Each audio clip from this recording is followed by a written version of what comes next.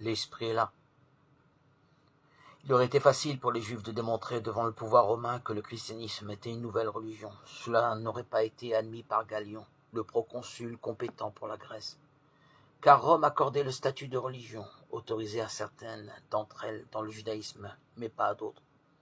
Ainsi, chaque religion s'organisait comme elle l'entendait, sans toutefois s'opposer à la loi romaine. Mais au lieu de dire que la doctrine de Paul était une nouvelle religion, les Juifs déclarèrent à Galion, dans le passage des Actes qui nous concerne aujourd'hui, les Juifs déclaraient à Galion que la doctrine de Polieur, telle la loi mosaïque.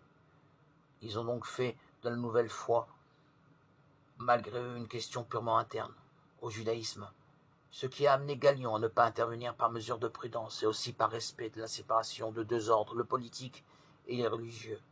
C'est bien ce que nous disent les Actes. S'il s'agissait d'un délit ou d'un effet grave, c'est Galion qui parle. Je recevrai votre plainte, à vous, Juifs, comme il se doit, mais il s'agit de débats sur des mots, sur des noms et sur la loi qui vous est propre. Cela vous regarde. La retenue de Galion et l'intransigeance des Juifs montrent une activité de l'esprit qui vient protéger Paul, bien plus une émeute des païens notoirement antisémites à Corinthe. À l'époque, vient s'emparer de ce stand le chef de la synagogue, sans que le proconsul intervienne. Nous sommes bien loin dans l'atmosphère du procès de Jésus, de son échange avec le préfet de Judée, Ponce Pilate, qui aura été finalement très complaisant avec les dirigeants juifs et la foule déchaînée. La foi en la résurrection de Jésus-Christ progresse en particulier dans cette grande ville de Corinthe, où Paul finira par fonder une église. L'activité de l'esprit est intense après la résurrection de Jésus. Comme elle l'avait lui-même promis, son compagnon, le Paracétos défenseur, est à l'œuvre. Et rien ne pourra arrêter la propagation de la foi en Jésus Seigneur et Sauveur, notamment à Corinthe, car elle donne la vraie joie, une joie imprenable, quelles que soient les circonstances. C'est ce que disait Jésus aux disciples lors de ses derniers moments dans l'Évangile, lorsqu'il dit « Votre joie, personne ne voulant.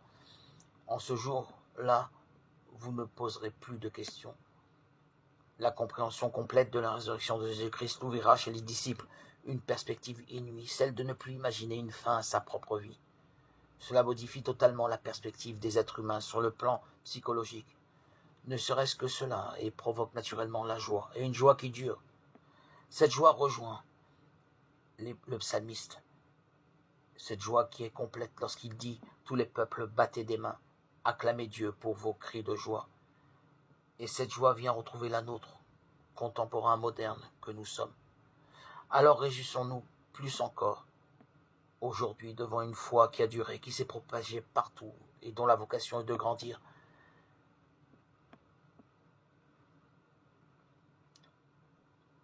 Pour poursuivre l'œuvre du salut par l'annonce de la bonne nouvelle.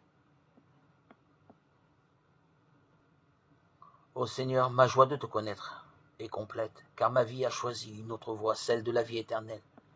Tu es la résurrection et la vie, renouvelée dans l'esprit qui nous accompagne, nous inspire chaque jour. Donne-nous le zèle de ta parole pour en vivre et pour l'annoncer à tous ceux qui t'attendent et qui attendent ta joie parfaite. Amen.